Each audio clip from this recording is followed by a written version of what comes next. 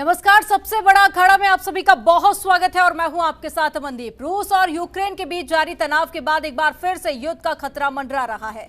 जिस तरह की वैश्विक परिस्थिति निर्मित हो रही है उससे ऐसा लग रहा है कि एक बार फिर से इतिहास खुद करीब 80 साल बाद दोहरा रहा है। एक और जहां रूस ने पूर्वी यूक्रेन के अलगाववादी क्षेत्रों को स्वतंत्र देश के रूप में मान्यता दे दी है, तो वहीं 12 घंटे के भीतर अपनी सेना भी तैनात कर दी गई है। यानी कि साफ है, रूसी राष्ट्रपति व्लादिमीर पुतिन एक भी कदम पीछे हटने को तैयार नहीं है। वहीं इसके जवाब में अब अमेरिका, फ्रांस, जर्मनी और ब्रिटेन जैसे कई शक्तिशाली देश एकजुट हो गए हैं और जवाबी कार्रवाई करने के लिए तैयार है। ब्रिटेन जहां रूस पर शक्तिशाली प्रतिबंध लगाने की पैरवी कर रहा है, तो वहीं दूसरी ओर फ्रांस भी रूस को उचित जवाब देने के पक्ष में है।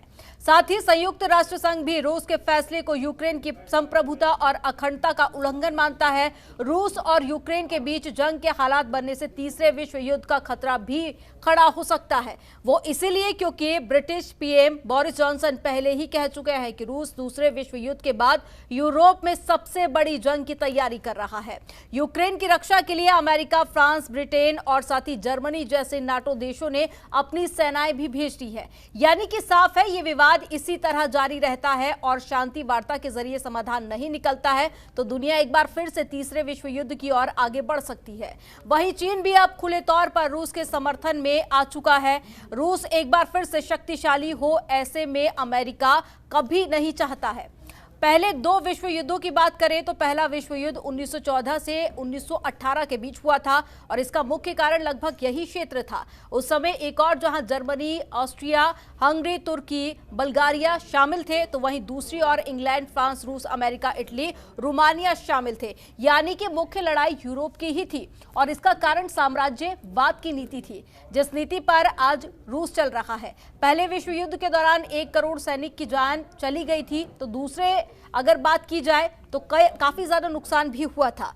प्रथम विश्व युद्ध और इस समस्या के जो हालात और समय के जो देखे जा रहे हैं, इसमें एक कॉमन सी चीज है, वो है करीब 100 साल पहले जब प्रथम विश्व युद्ध हो रहा था, उस दरमियान दुनिया में घातक महामारी स्पेनिश फ्लू ने दस्तक दी थी और आज के हालात भी ठीक वैसे ही है और दुनिया के सभी देश कोरोना महामारी के संकट से जूझ रहे हैं। और प्रथम विश्व युद्ध के दौरान भी सभी मित्र राष्ट्रों ने आक्रामक होकर जर्मनी पर हमला बोल दिया था। स्पेनिश फ्लू सन 1918 में पूरे विश्व में फैली एक विश्व महामारी थी, जिसे 1918 की फ्लू महामारी भी कहा जाता है। स्पेनिश फ्लू के कारण दुनिया में करीब 50 करोड़ लोग संक्रमित हुए थे और 5 करोड़ लोगों की मौत भी हुई थी। तो वहीं दूसरे विश्व युद्ध का कारण जर्मनी, इटली और जापान की विस्तारवादी नीति थी, जिसने ऐसी जंग को जन्म दिया जिसमें 7 करोड़ लोगों को अपनी जान गंवानी पड़ी थी। यानी साफ है, जब जब किसी शक्तिशाली यूरोपीय देश ने अपने पड़ोसी देश पर अपनी धाक जमाने की कोशिश की और अपना प्रभाव दिखाया, तब तब ये दो देशों का मुद्दा ना होकर विश्व का युद्ध हो गया और करोड़ों लोगों ने अपनी जान गंवाई। खैर, रूस और यूक्रेन के बीच जो हालात हैं, उसका मुख्य कारण यूक्रेन में अमेरिका का बढ़ता प्रभाव और नाटो का सेंटर बनाया जाना है। खैर, यूक्रेन और रूस के बीच हालात की मुख्य वजह तो क्रीमिया है। तो वही क्रीमिया जिस रूस ने कभी यूक्रेन को गिफ्ट में दिया था। दरअसल 1954 में सोवियत संघ अपने आप में इंसानी दुनिया की भीड़ में एक अलग रसूखदार हैसियत रखता था। 1954 तक रूस और यूक्रेन दोनों ही सोवियत संघ का हिस्सा थे। उन्हीं दिनों यानी अब से करीब 68 साल पहले 1954 में सोवियत संघ ने अब 68 साल बाद में दुश्मनी की जड़ बनी क्रीमिया यूक्रेन को तोहफे में दिया था। लेकिन जब सोवियत संघ टूटा तो रूस, यूक्रेन, क्रीमिया के बीच विवाद शुरू हो गया। 1991 में यूक्रेन ने तो अपनी आज़ादी की घोषणा कर दी थी, जिससे रूस बिल्कुल खुश नहीं था। तो वहीं रूस क्रीमिया पर अपना अधिकार जमाना चाहता था। मामला बढ़ने पर क्रीमिया ने जनमत संग्रह करवाया था और इस जनमत संग्रह में क्रीमिया के लोगों ने फैसला किया कि उन्हें रूस के साथ जाना है। इस तरह से रूस और क्रीमिया साथ हो गए। इसके बाद यूक्रेन के दक्षिणी और पूर्वी हिस्से में अलग होने की मांग भी उठने लगी। क्रीमिया पर हमले के लिए अमेरिका ने रूस पर कई प्रतिबंध लगा दिए थे। हालांकि पुतिन ने इन्हें नजरअंदाज कर दिया था। उस समय भी यूक्रेन और रूस के बीच में जंग जैसे हालात बने थे, लेकिन बिना जंग के ही रूस ने क्रीमिया को कब्जे में ले लिया था। 18 मार्च 1914 को रूस ने क्रीमिया को औपचारिक तौर पर मिला लिया, लेकिन इस बार लगता है कि हालात कुछ अलग है, क्योंकि इस बार अमेरिका ही नहीं बल्कि नाटो के तमाम सदस्य सदस्य देश साथ होकर रूस की कार्रवाई के विरोध में खड़े हो गए हैं। वहीं जहां तक भारत के रूस की बात की जाए तो भारत हमेशा से ही दो देशों के बीच की रार में पड़ता नहीं है। रक्षा मंत्री राजनाथ सिंह ने साफ किया है कि अगर मुद्दा ज्यादा बढ़ता है तो ये सिर्फ दो देशों तक ही सीमित नहीं रहेगा। ऐसे में कई बड़े सवाल उठते हैं कि क्या ये तीसरे विश्व युद्ध की आहट है, क्या ये एक और महायुद्ध की शुरुआत है। रूस अमेरिका की प्रतिस्पर्धा में क्या पूरा विश्व पिसेगा, ये भी एक बड़ा सवाल है।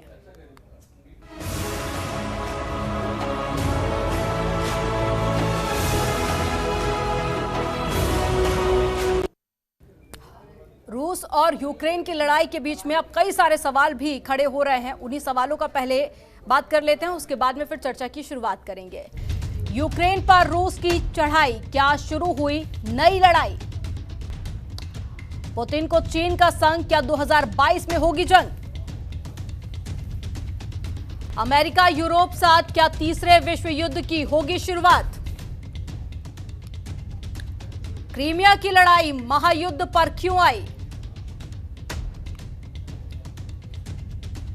यूक्रेन में रूसी घुसपैठ, क्या नाटो करेगा अटैक?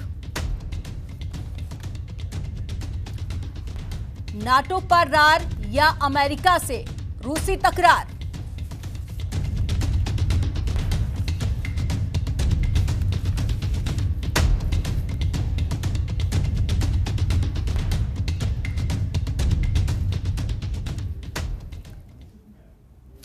आज इसी मुद्दे पर चर्चा करेंगे। खास मेहमान हमारे साथ में जुड़े हुए हैं, जेके त्रिपाठी जी जुड़े हैं, पूर्व राजदूत है। बहुत स्वागत है त्रिपाठी जी आपका। मेजर जनरल अनुज माथुर जी हमारे साथ में जुड़े हुए हैं, रिटायर्ड। अनुज जी बहुत स्वागत है आपका। और साथ ही रक्षा विशेषज्ञ भी हमारे साथ में जुड़े हुए हैं। और साथ ही आपको बता दें कि चार खास मेहमान हमारे साथ में जुड़े हुए हैं। Major general A K. चतुर्वेदी हैं जो कि रक्षा विशेषज्ञ है, और संजीव श्रीवास्तव है, विदेश मामलों के जानकार हैं। आप सभी मेहमानों का बहुत स्वागत है जनतंत्र टीवी में। शुरुआत त्रिपाठी जी आप ही के साथ में करूंगी कि रूस राष्ट्रपति पुतिन ने जो विरोधी इलाके थे उनको स्वतंत्र राज्यों का दर्जा दे दिया है, मान्यता दे दी गई है। इसके अब क्या कुछ मायने निकाले जाएं? जो शांति वार्ता अभी तक हो रही थी, क्या उसमें अब विराम लग सकता है?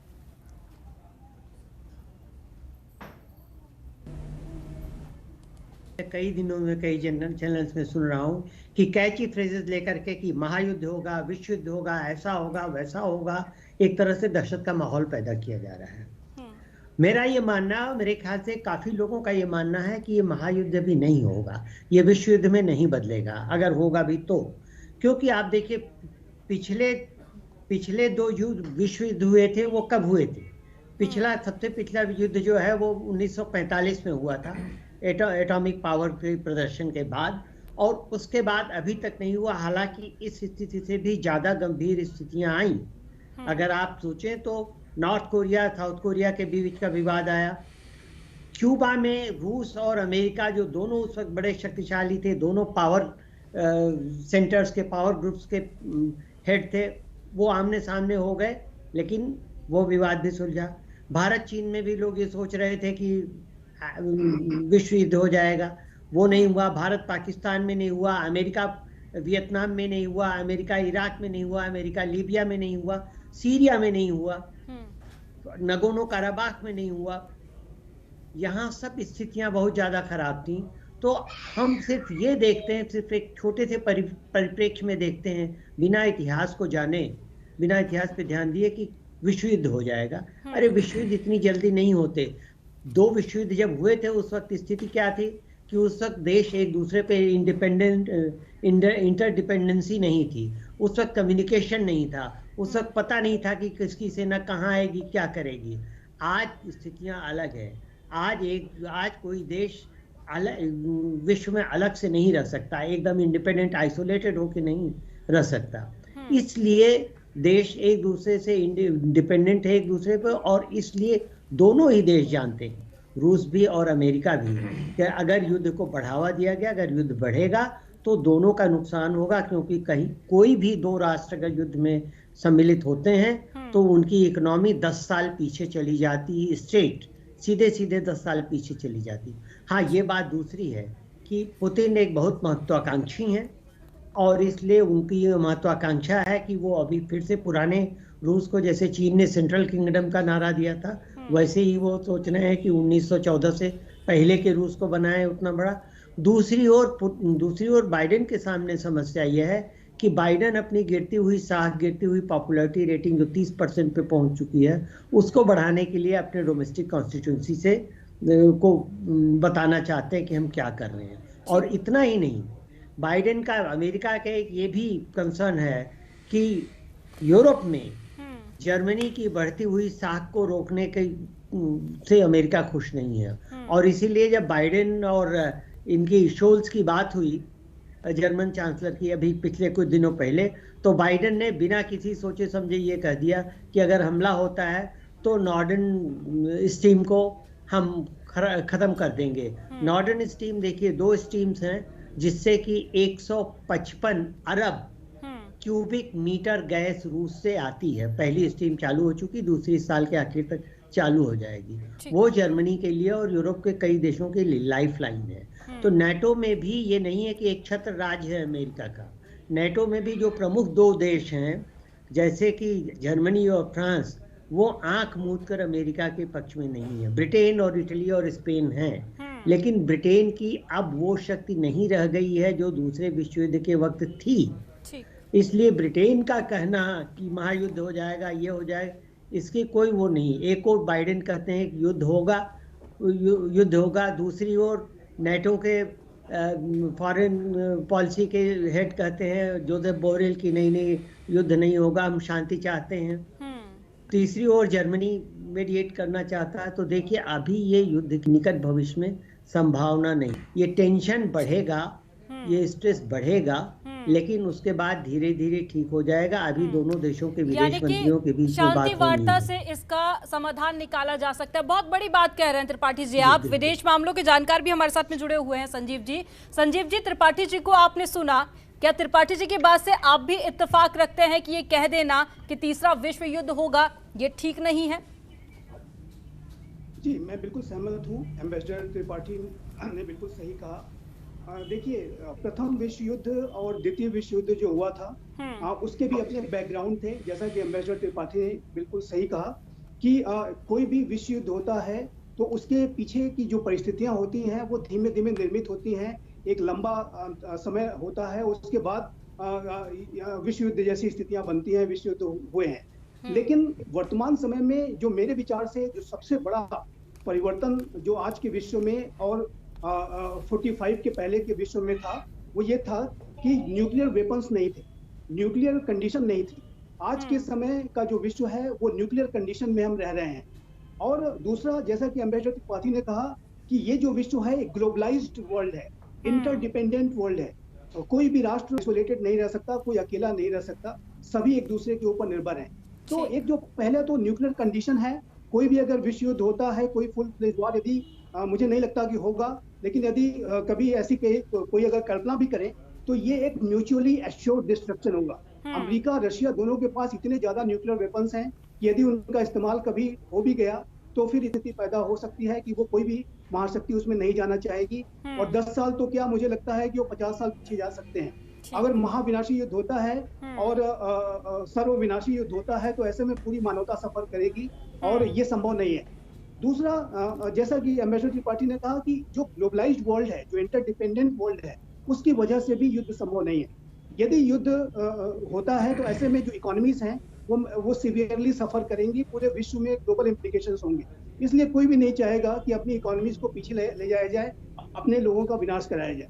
तो मुझे लगता है कि ये जो यूक्रेन का संकट है, इसमें विश्व युद्ध तो बिल्कुल नहीं होने जा रहा। हाँ, ये अवश्य है कि लिमिटेड कन्फ्रंटेशन या लिमिटेड वॉर तक भी हो सकता है, ये मैं मान सकता हूँ।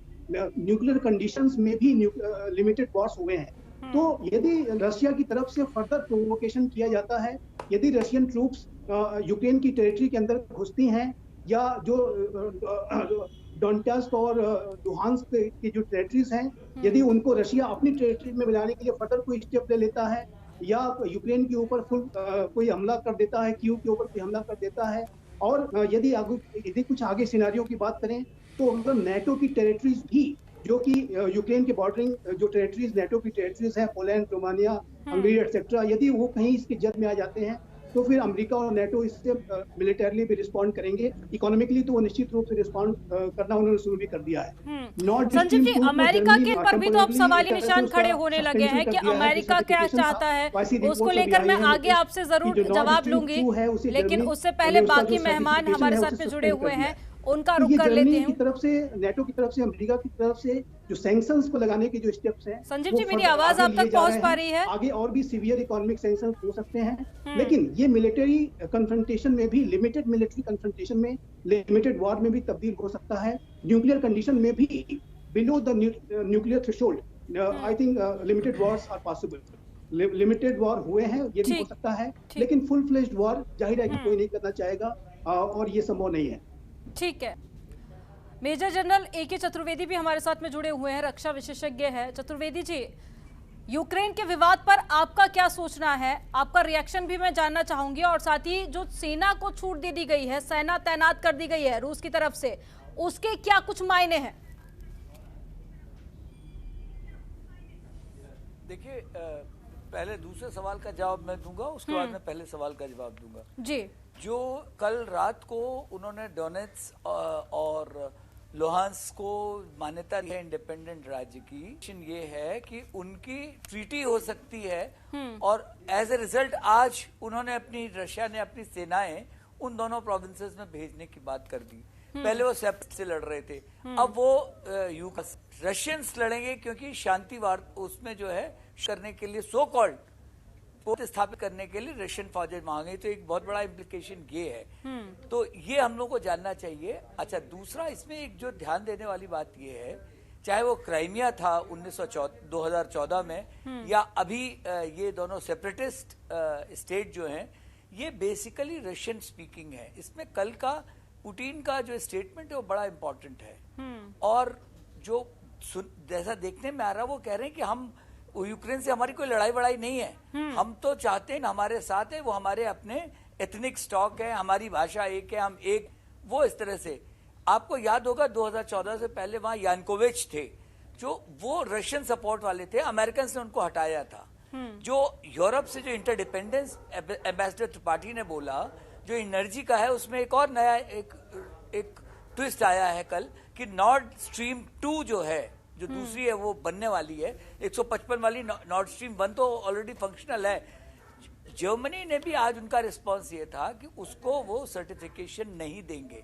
इसका मतलब नेटो एकजुट होता हुआ दिख रहा है, एक तो ये चीज है। इसमें अमेरिकन का जो रोल है, क्योंकि वो अपनी उनकी गिरती साख के चक्कर में वो एक बहुत ही स्ट्राइडेंट पोज ले रहे हैं, और मेरा इसमें जो मानना है कि एक, जैसे कि उन्होंने डेजर्ट स्टॉप के टाइम में अमेरिका ने किया था कि उनके पास न्यूक्लियर डिवाइस है इराक के पास, उसी तरह की कल जैसे उन्होंने बोला कि भाई उन्होंने तो कुछ लोगों को टारगेट किलिंग भी करने जा रहे हैं, जैसे कि उनको वो सीसी करके इनको बता दिया था किसी अमेरिकन न्यूज़पेपर को कि वो ऐसा होगा।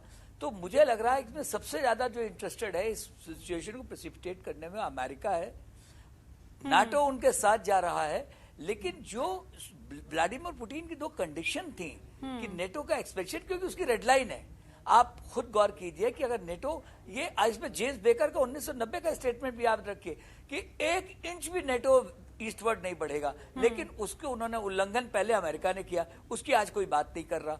तो ये सिचुएशन काफी वोलेटाइल है इस वक्त, और थर्ड वर्ल्ड वॉर तो मैं भी मानता हूं कि कोई थर्ड वर्ल्ड वॉर अभी होने का कोई, it is too early to predict anything of that kind, लेकिन एक कॉन्फ्लिक्ट बढ़ेगी जरूर, क्योंकि जब तक ज़ेलेंस्की इस पे ना बैठे, इसमें जैसे भारत जैसे देश की एक बहुत सेंट्रलिटी बढ़ती है, वो ये कह रहे बातचीत से इसको सुलझाया जाए। तो मेरा ख्याल में एक नया एक इक्वेशन डेवलप होगा, जिसमें कि यूक्रेन को, जो वो अभी तक ये सोच रहा था यूक्रेन कि वो फायदा उठा जाएगा इसका, वो नहीं होगा।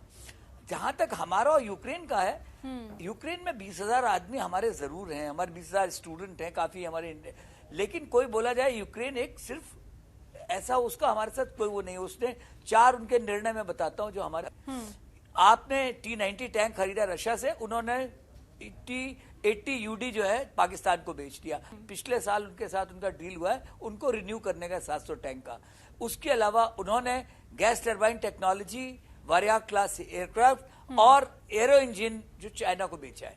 तो वो हमारे ऐसा कोई नहीं, वो एक बिजनेस कंट्री है। तो जहां तक मेरा मानना है इसमें ये सिचुएशन और प्रेसिपिटेट होगी और इसमें धीमे धीमे भारत की सेंट्रलिटी, भारत उसमें एक सेन वॉइस की तरह बात कर रहा है। आपको याद होगा इसमें चाइना भी है। आज की तारीख में वेस्टर्न वर्ल्ड इतनी आसानी से गेट ओवर नहीं कर सकता। चाइना की इकोनॉमी स्ट्रांग है, रशिया के पास एनर्जी रिसोर्सेज बहुत है और न्यूक्लियर वेपन है। न्यूक्लियर वेपन एक बहुत बड़ा डेटरेंट है ये लड़ाई को आगे एस्केलेट होने से रोकने के लिए। लेकिन मुझे लग रहा है कि बाइडेन साहब ने he achieved more than what he has swallowed more than what he can chew, ये मेरा मानना है। ठीक है अनुज माथुर जी, आपका रुख करूंगी। जैसे थर्ड वर्ल्ड वॉर की जो बात है उसको लेकर सभी मना कर रहे हैं कि ऐसी संभावनाएं बनती हुई नहीं देखी जा रही हैं, लेकिन अगर हम यूक्रेन की बात करें तो जहां जहां विरोध आक्रोश देखा जा रहा था जनता का, उस क्षेत्रों को अलग कर दिया गया है, वहां पर सेना तैनात कर दी गई है। लेकिन कई सारे एक्सपर्ट्स ये दावा कर रहे हैं कि जो शांति वार्ता अभी तक होती हुई आ रही थी उस पर अब विराम लग जाएगा। तो आप किस तरह से देखते हैं इसे? के साथ अपनी सहमति जताना चाहूंगा कि फिलहाल निकट भविष्य में किसी विश्व युद्ध का कोई खतरा इतना नहीं है, पहली बात। दूसरी बात जो समझने की है वो ये है कि जितना रशिया यूरोप के ऊपर डिपेंडेंट है एनर्जी, उतना ही यूरोप भी रशिया के ऊपर डिपेंडेंट है, खास करके एनर्जी, बिकॉज एनर्जी और नेचुरल गैसेस, इन दो चीजों के लिए। तो ये भी हमको बात में ध्यान में रखनी पड़ेगी। जैसा कि अभी कुछ देर पहले किसी ने बोला कि जहां तक नेटो का सवाल है, यूरोप में सिवाय मेरे हिसाब से यूके के कोई और अमेरिका का उतना उसके अमेरिका के कब्जे के तरीके से, अमेरिका की सुप्रीमेसी के तरीके से बातचीत करने में नहीं है। सबसे बड़ी जो ताकत रशिया के पास आई है वो चाइनीज सपोर्ट रहा है। चाइना का क्या इंटरेस्ट है, आप देखिए कि चाइना चाहता है कि अमेरिका यहां पर यूरोप में इन्वॉल्व रहे। उससे जो अमेरिका एक्टिविटी साउथ चाइना सी में या अमेरिका ताइवान में जिस प्रकार से उनको समर्थन दे रहा था, तो उसमें थोड़ी सी डाइल्यूशन होगा और वो चाइना इस बात का फायदा उठा सकता है। आपको मैं याद दिला दूं कि जब 1962 में जो क्यूबन क्राइसिस हुआ था, तो इससे कोई रिलेशन नहीं है। मैं ये नहीं कह रहा हूं कि चाइना कुछ हमला करने वाला है, लेकिन वही टाइम चाइना ने इस्तेमाल किया था आपके देश के ऊपर आक्रमण करने के लिए। तो ये जब कुछ इवेंट्स कहीं और हो रहे होते हैं तो मिलिटरीली चाइना या दूसरे देश उसका फायदा उठाने का प्रयास करते हैं। एक बात आपको समझने की है, मैं चाइना के बारे में बातचीत कर रहा हूं, यूक्रेन और रशिया के क्राइसिस के बीच में उसकी खास वजह है क्योंकि चाइना की स्टेटेड पॉलिसी है कि 2050 तक वो दुनिया का इकलौता विश्व शक्ति बनना चाहता है, सबसे बड़ी। तो वो उसको करने के लिए उसके दो तरीके हैं, अपनी शक्ति को बढ़ाओ, दूसरे पोटेंशियल्स हैं उनको किसी प्रकार से कहीं एंगेज करके उनको कम। तो आप इस प्रकार वो चाइना का जो गेम प्लान चल रहा है वो इस तरह चल रहा है। अब हम इसमें आते हैं, रशिया का काम करने का तरीका बिल्कुल सेम है। उन्होंने वही जॉर्जिया में किया 2008 में, वो क्रिमिया में किया 2014, ये वही कर रहा है उन्होंने, एग्जैक्ट रिपीट। क्योंकि उनको पता है कि सिवाय इकोनॉमिक सैंक्शंस के और सिवाय इन चीजों के उनके ऊपर कोई आना नहीं आएगा नहीं। ये नाटो ने क्लियर कर दिया है कि there will be no boots on ground in Ukraine. तो उन्होंने ये बता दिया है कि हम हर प्रकार से मदद करते रहेंगे यूक्रेन की, लेकिन युद्ध करने के लिए फिजिकली हम अपनी सेनाएं यूक्रेन में नहीं भेजने वाले हैं। तो ये सब तमाम बातें, पुतिन एक बहुत बड़ा दिमाग वाला आदमी है, उसको सब पता है वो क्या करने वाला है। तो उन्होंने पूरी इकोनॉमिक कॉन्सिक्वेंसेस और अपने बिजनेस कॉन्सिक्वेंसेस और मिलिट्री कॉन्सिक्वेंसेस को वे करने के बाद ये डिसीजन लिया है कि वो ईस्टर्न यूक्रेन के दो कंट्रीज को उन्होंने मान्यता दे दी है और वहां अपनी सेना भेज दी है। तो मेरे को ये लगता है कि विश्व युद्ध का खतरा निकट भविष्य में बहुत दूर की कौड़ी नजर आ रहा है, लेकिन युद्ध होने की संभावना बिल्कुल लोकल लेवल पे बनी हुई है और मुझे लग रहा है कि ये हो सकता है कि कुछ दिनों में इसको हमको देखने को मौका मिले। दूसरी बात यह है कि जर्मनी, यूके, यूएस, उन्होंने ऑलरेडी सैंक्शंस इंपोज करने शुरू कर दिए हैं।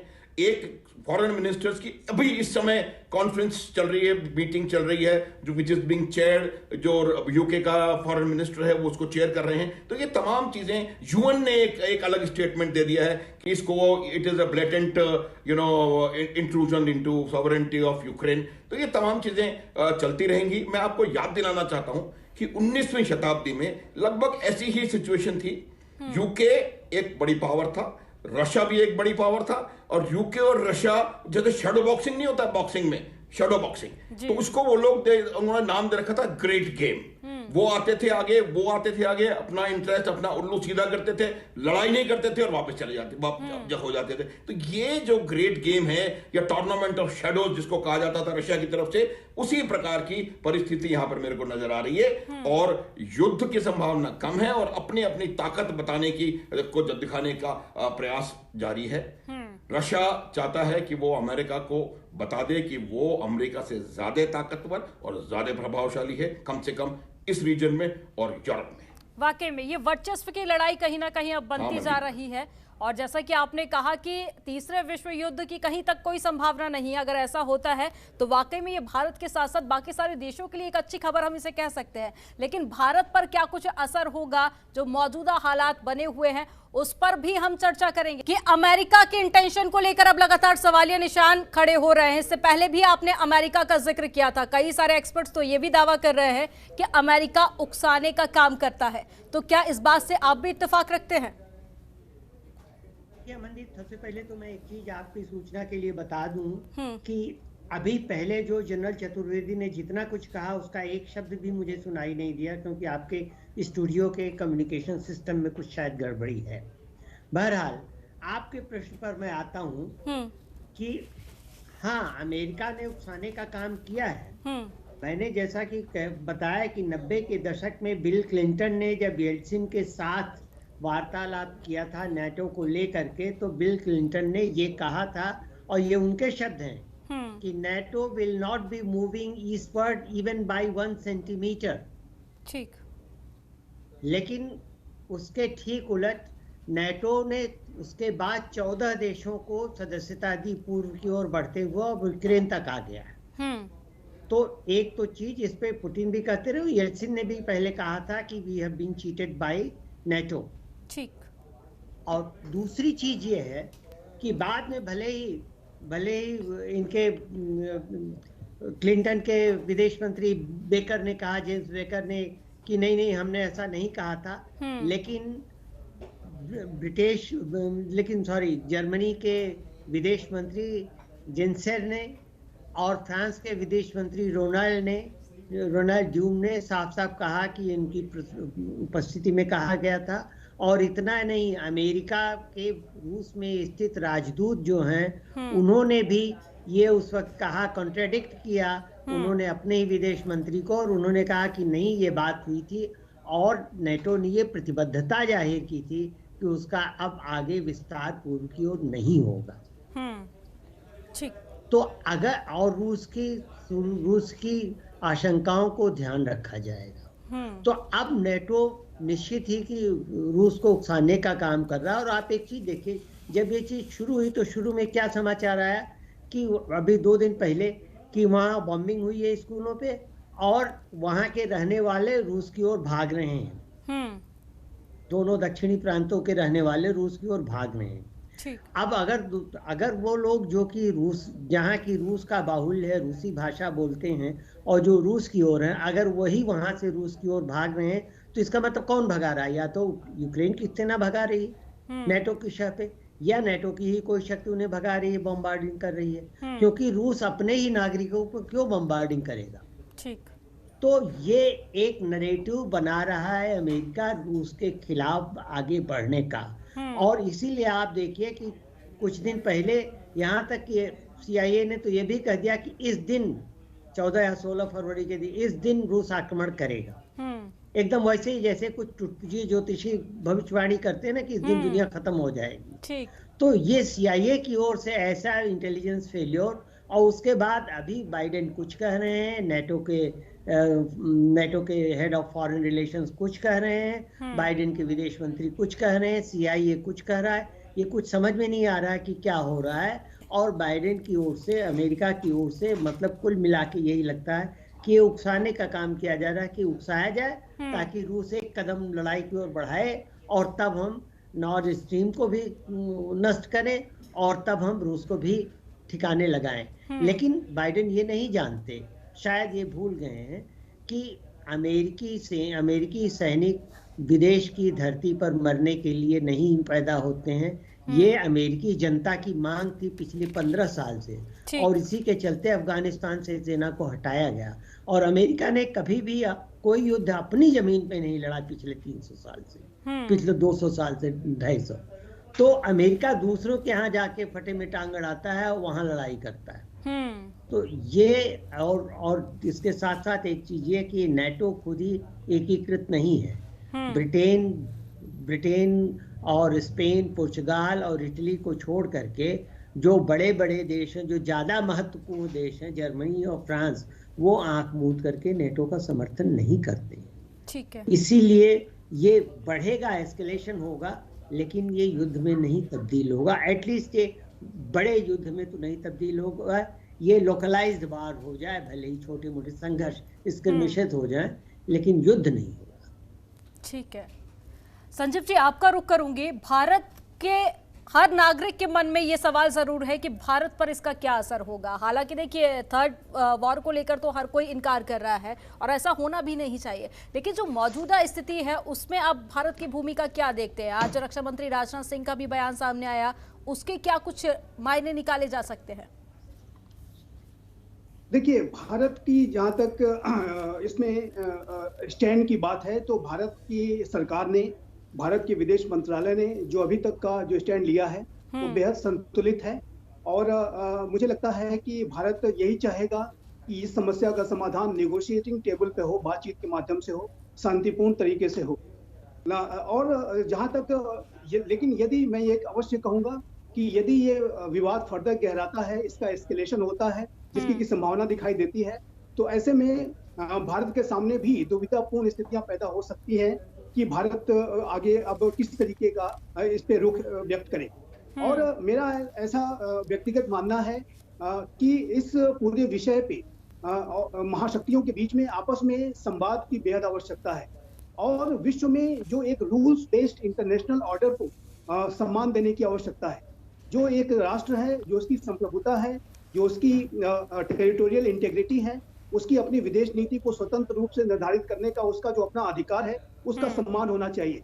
और जब हम रूल्स बेस्ड ऑर्डर की बात करते हैं, रूल्स बेस्ड इंटरनेशनल ऑर्डर की बात करते हैं, तो उसमें ये सारे जो उसके एट्रीब्यूट्स हैं वो इसेंशियली उसके पार्ट हैं और उसका महाशक्तियों को सम्मान करना होगा।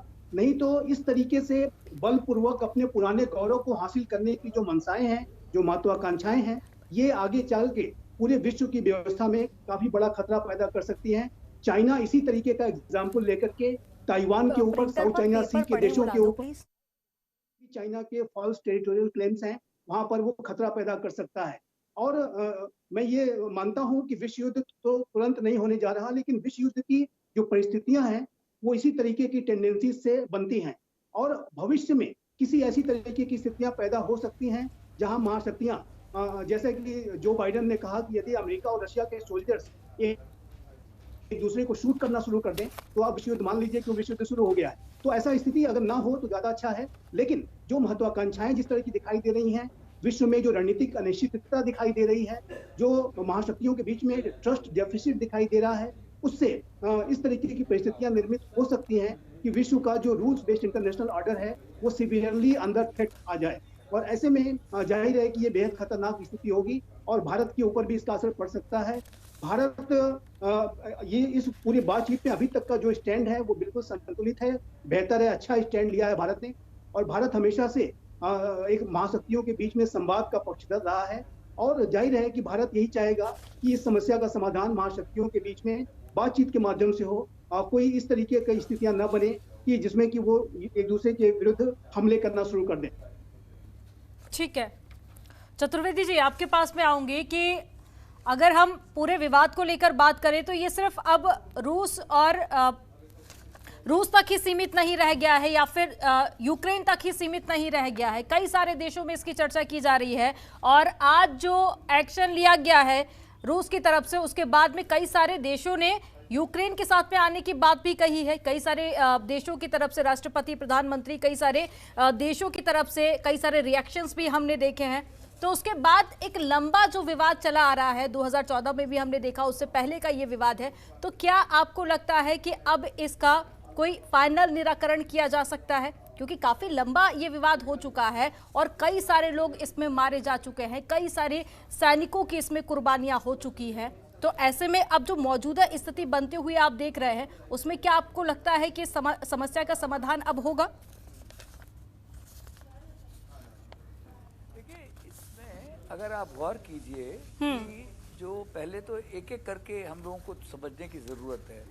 इसमें बेसिकली 3 मेजर प्लेयर हैं, अमेरिका, नेटो एंड रशिया।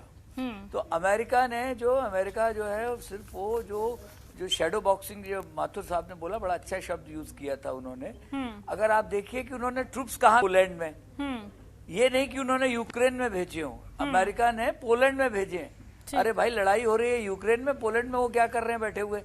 तो ये मतलब कितने सीरियस है इस लड़ाई के बारे में, वो इससे ही पता चल जाता है, नंबर 1। लेकिन वो जो है, जो अफगानिस्तान में उनकी भद्द उड़ी है, जो उनका नुकसान हुआ है, और एक तालिबान ने, एक टेररिस्ट ऑर्गेनाइजेशन से वो किस तरह से अपना हथियार छोड़ के भागे हैं, तो दे आर स्मार्टिंग। दूसरा, उनका एक जो चाइना के साथ चल रहा है, कि चाहे वो ताइवान की इशू हो, चाहे क्या हो, वो एक अपना लॉस्ट ग्लोरी को सिंगल सुपर पावर होने की कोशिश कर रहे हैं। तो वो एक उनका अपना एक है। जहां तक नेटो का सवाल है, आज की तारीख में नेटो बिल्कुल एकीकृत नहीं है।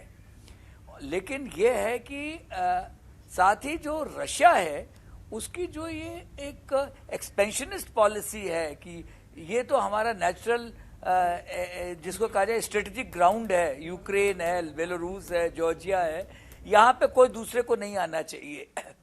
तो उनके अपने कंसर्न अपनी जगह पे हैं, लेकिन इसका मतलब ये नहीं कि तुम जाकर के कब्जा कर लो।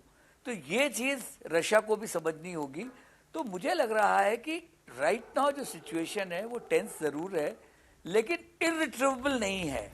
मुझे लग रहा है कि इसमें जैसे भारत का एक स्टैंड रहा आज, बहुत ही बैलेंस्ड, चाहे वो त्रिमूर्ति साहब ने बोला हो, चाहे राजनाथ सिंह जी ने बोला हो, उसके पहले एस जयशंकर साहब ने म्यूनिक कॉन्फ्रेंस में बोला हो, या क्वाड में उन्होंने बोला हो कि भाई रूल बेस्ड सिस्टम तो होना चाहिए।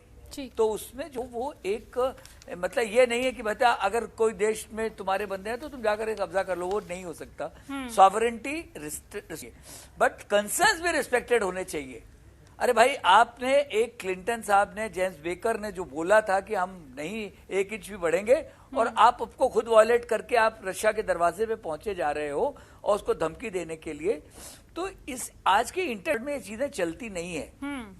जहां तक एनर्जी का सवाल है, ऑलमोस्ट 12 से 14% आज की तारीख में भी जो है एनर्जी जो यूरोप को है, वो पूरी की पूरी रशिया से आ रही है। तो अभी जब तक वो टर्की वाला लाइन ठीक नहीं होगी सेहान से, तो वो बहुत महंगी पड़ेगी। अमेरिका अपना सोच रहा है कि हम एनर्जी सप्लाई करेंगे, लेकिन वो इतनी कीमत का डिफरेंशियल होगा कि वो बात बनेगी नहीं। तो मुझे लग रहा है कि ये इकोनॉमिक रीजन से एक गुड सेंस प्रिवेल होगा, बट फॉर द टाइम भी ये सिचुएशन काफी वोलेटाइल रहेगी अगले कुछ दिन तक। और इसमें जो भारत का, जैसे उन्होंने बोला कि डिप्लोमेटिक टॉक से होगा, वही एक सोल्यूशन है इस लड़ाई का, कि रशिया के कंसर्न आप ध्यान रखिए, उसमें एक वर्क निकालिए। और रशिया भी जो है उसने जो किया है कि भाई हम कब्जा है, जो उसके देश उसके खिलाफ है, चाहे वो जॉर्जिया था, ओसेटिया उन्होंने, और अबकाजिया पे कब्जा कर लिया, क्रीमिया पे कब्जा कर लिया। तो ऐसे बात बनती नहीं है। ये रूल बेस्ड सिस्टम तो होना चाहिए, ये मेरा मानना है। ठीक है, लेकिन नेटो की सदस्यता को लेकर ही ये पूरा विवाद चल रहा है, और कुछ दिन पहले तक ये कहा जा रहा था कि अगर यूक्रेन खुद से इनकार कर देता है कि वो सदस्य नहीं बनना चाहता, तो ये पूरा विवाद शांत हो जाएगा। हालांकि स्थिति में अब कुछ बदलाव हुआ है, तो क्या उसके बाद भी कुछ ऐसी संभावना आप देखते हैं? इसमें हाँ, एक कल 2-3 दिन पहले एक स्टेटमेंट ज़ेलेंस्की का आया था, और वो उन्होंने बोला था कि वो बातचीत करने को पुतिन से तैयार है, जहां भी चाहे पुतिन जाए। तो इसका मतलब एक सॉफ्टनिंग यूक्रेन में भी आ रही है, और मेरा ख्याल है वो एक बहुत ही पॉजिटिव डेवलपमेंट। अमेरिका नहीं चाहता, अमेरिका ने उसके बाद उड़ा, चाहे वो ये कह दिया कि उनके टारगेटेड किलिंग होने वाली है।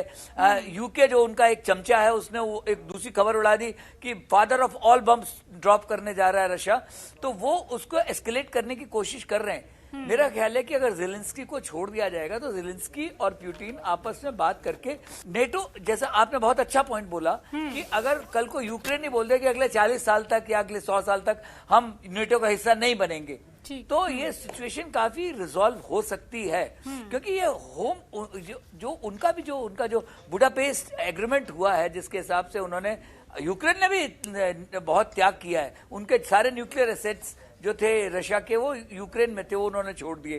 तो वो एक आपस में अगर एक चीज बातचीत, मैं इसीलिए बार बार कह रहा हूं कि इसमें भारत जैसे देश का एक बहुत महत्वपूर्ण रोल होने वाला है, क्योंकि भारत देश ये गुड सेंस दोनों में, क्योंकि भारत की इक्वेशन रशिया के साथ बहुत अच्छी है, भारत की इक्वेशन यूक्रेन के साथ खराब नहीं है, क्योंकि इकोनॉमिक इंटरेस्ट हैं। तो चाहे अभी भी एडवर्स ट्रेड है, रशिया जो इंडिया यूक्रेन का ट्रेड है वो एडवर्स है, लेकिन फिर भी हमारी इक्वेशन उनके साथ अच्छी है। तो हम अगर इसमें कोई positive role behind the scene play करेंगे, और मेरे ख्याल है एम्बेसडर त्रिपाठी इसके बारे में मेरे से 100 गुना ज्यादा अच्छा जानते होंगे कि ये उनका कार्यक्षेत्र रहा है, तो मुझे लगता है कि ये ही एक सोल्यूशन है इसका।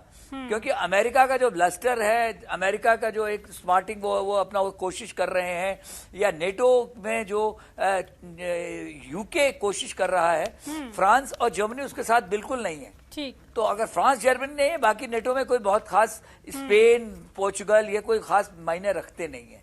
ठीक है, ठीक है। अनुज जी, आपके पास में आऊंगी कि रूस के राष्ट्रपति की तरफ से भी हमने देखा कि रिएक्शन सामने आया, तो वहीं यूक्रेन के राष्ट्रपति की तरफ से भी एक बयान आया, वो मैं आपको बता देती हूँ। उनका कहना है कि यही वो वक्त है जब पता चलेगा कि सच्चा दोस्त कौन है। उन्होंने ये भी कहा कि यूक्रेन हार नहीं मानेगा। दूसरी तरफ रूस की तरफ से सैनिक वहां पर भेज दिए गए हैं। अब इसके क्या कुछ मायने निकाले जाएं? क्या यूक्रेन ये इंतजार कर रहा है कि वो कौन कौन से देश हैं जो कि यूक्रेन के साथ में आ सकते हैं? देखिए, ऐसा है कि जहां तक प्रश्न यूक्रेन के राष्ट्रपति के स्टेटमेंट का है, अभी जनरल चतुर्वेदी भी कह रहे थे कि उसी राष्ट्रपति ने कुछ दिन पहले स्टेटमेंट दिया था कि वो बातचीत के जरिए, असल में ये अब परिस्थिति सिर्फ यूक्रेन और रशिया की नहीं रह गई है, ये रशिया और नाटो की है। ये रशिया को, मैं आपको एक बात थोड़ा सा इतिहास में ले जाऊंगा। रशिया के पुतिन साहब जो हैं वो पिछले 22 साल से रशिया के रूलर हैं, शासक हैं, और 22 सालों के बाद वो रशिया को और रशिया के लोगों को ये बताना चाहते हैं कि जो रूस है वो वापस एक महाशक्ति बनने की तरफ अग्रसर है, और जो रशिया, ये एक प्रकार का शक्ति प्रदर्शन है रशिया का।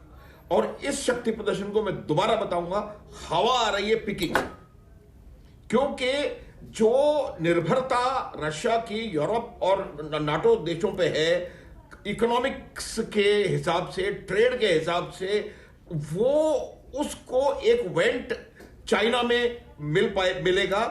इस वजह से रशिया का विचार जो है वो थोड़ा सा भिन्न होता जा रहा है, और वो उन्होंने इसको करना शुरू कर दिया है। फिर बताता हूं मैं, 2000 जो उन्होंने जॉर्जिया में किया, क्रीमिया में किया, वही काम यहां पर वो करने का प्रयास कर रहे हैं। अब प्रश्न ये है कि जो रशिया है, उन्होंने एक लक्ष्मण रेखा अब खींच दी है कि भाई नेटो, आपने अपनी बात का नहीं रखा, यहां तक आप आ गए, यहां तक आपने नेटो में देशों को शामिल कर लिया, अब बस ये रेखा, और इसके बाद नेटो का एक्सपेंशन हमें मंजूर नहीं है, फुल स्टॉप। तो ये अगर उसके आगे कुछ करने के प्रयास करेंगे तो मुझे लगता नहीं है कि इस बात को यहीं इसी परिस्थिति में रोका जा सकता है। तो इसका जो सॉल्यूशन मेरे को नजर आ रहा है, वो सॉल्यूशन यही नजर आ रहा है कि यूक्रेन को एक कॉल लेना पड़ेगा कि भाई वो क्या चाहते हैं, और वो अगर ये स्टेटमेंट किसी प्रकार से वो ये यकीन दिला सके पुतिन को कि यूक्रेन जो है वो नाटो के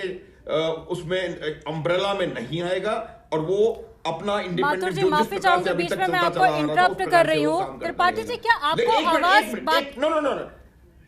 माथुर जी तक आवाज शायद नहीं पहुंच पा रही? मैं वही एक बार चेक करवा लूं, उसके बाद में मैं फौरन आप ही का रुख कर रही हूं, आप ही को मंच दे रही हूं।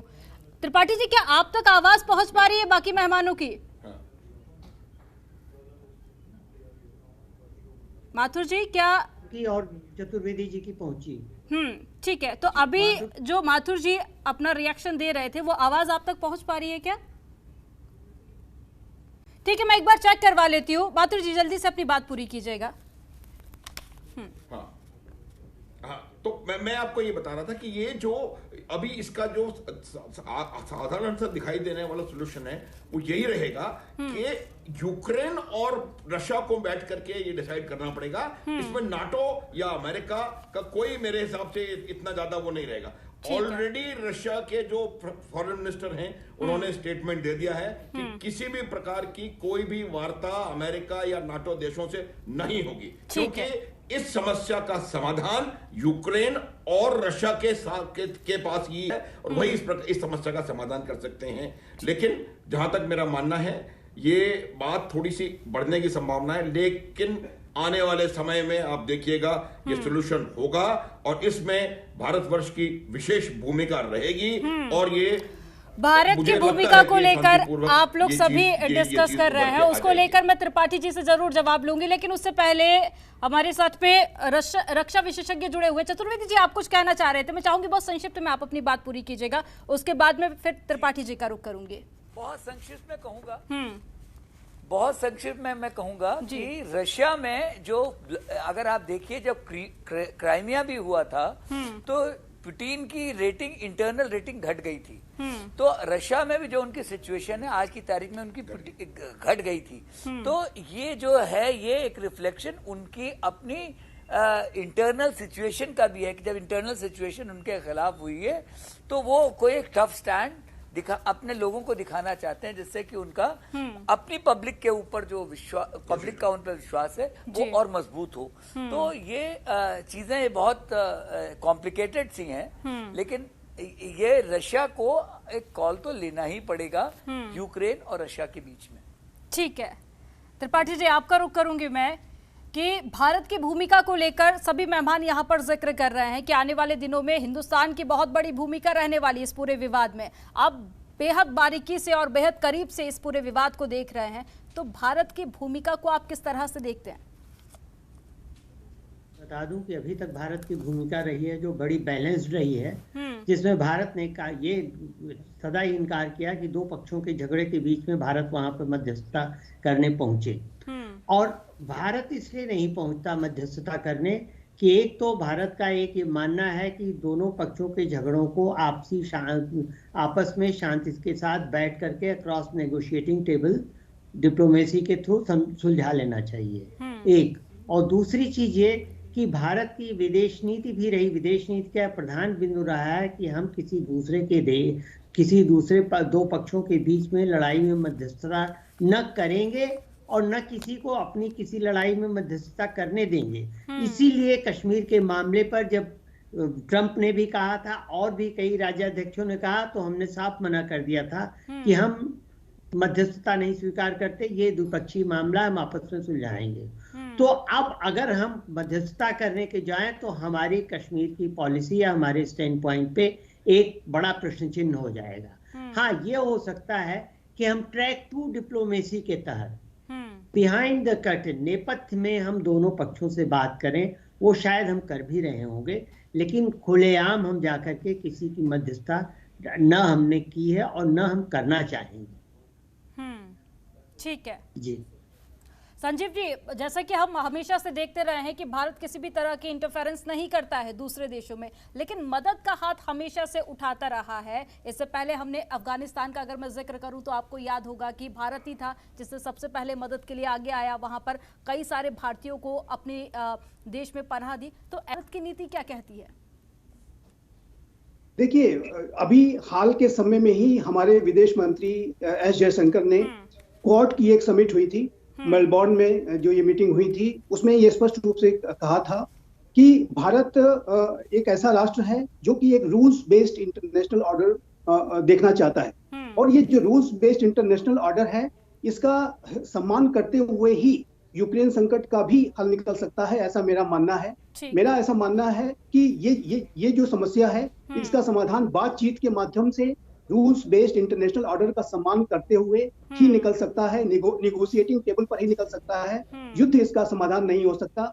और भारत लगातार इस बात का समर्थक रहा है कि जो भी विश्व में विवाद के विषय हैं वो बातचीत के माध्यम से और एक नियम कानून को मानते हुए, एक रूल्स को सम्मानित करते हुए ही उसका समाधान वाकई में संजीव जी, भारत की हमेशा से कोशिश यही है कि जितना भी बड़ी प्रॉब्लम हो या फिर कितना भी बड़ा विवाद क्यों ना हो, अगर बातचीत से समाधान निकलता है तो वो बेहद अच्छी बात होगी।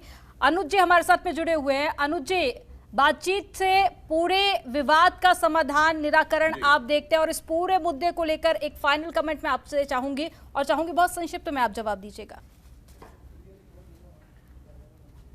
देखिए, मैंने पहले भी कहा था कि ये जिस प्रकार की परिस्थिति यहाँ पर डेवलप हो गई है उसमें यूक्रेन और रशिया दोनों को बहुत मेचोरिटी दिखानी पड़ेगी। और क्योंकि आप देखिए, जब भी कोई युद्ध होता है उस युद्ध से किसी भी राष्ट्र के इकोनॉमी को कभी फायदा नहीं हुआ। ये आपकी इकोनॉमी सालों पीछे चली जाएगी, त्रिपाठी जी थोड़ी देर पहले कह रहे थे। तो ये कोई भी राष्ट्र और राष्ट्र के लोग इस बात को, किसी भी युद्ध को पसंद नहीं करते, वो नहीं चाहते हैं, और युद्ध किसी भी चीज का सोल्यूशन नहीं हो सकता। एक और मैं कहावत आपको बताना चाहूंगा इस मौके पे कि युद्ध का जो सबसे पहली कैजुअलिटी होती है वो ट्रूथ होती है। जो सच्चाई है वो युद्ध के जब जैसे युद्ध होगा, तो इसके कोई सोल्यूशन है नहीं, इसका बातचीत से हल होना चाहिए। और मुझे पूरा यकीन है कि इसका बातचीत से हल होगा, चाहे वो यूएन की वजह से हो या किसी और की वजह से हो। और इसका अपना शक्ति प्रदर्शन करके, अपना वॉर ऑफ इंपॉर्टेंस दिखा करके ये लोग ठीक हो जाए। मेरे हिसाब से इस समस्या का समाधान निकल जाएगा। यूक्रेन को कहना पड़ेगा कि वो नाटो में नहीं जाने वाला है, क्योंकि रशिया की लक्ष्मण रेखा बिल्कुल साफ है कि no NATO expansion beyond now, full stop. वाकई में अनुज जी, अगर ऐसा होता है तो ये जो पूरा विवाद है, ये पूरा विवाद अपने आप ही खत्म हो जाएगा। और इसी उम्मीद के साथ में कि किसी भी तरह का तीसरा विश्व युद्ध नहीं हो रहा है और बातचीत के जरिए ही इस पूरे विवाद का समाधान होगा। आप सभी मेहमानों का बहुत बहुत शुक्रिया हमारे साथ में जुड़ने के लिए।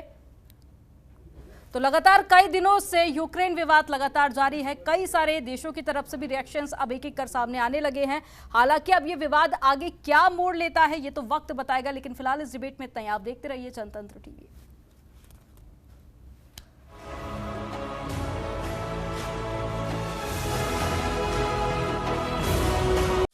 खबरों के निष्पक्ष विश्लेषण के लिए सब्सक्राइब करें Jantantra TV and press the bell icon. Never miss any update.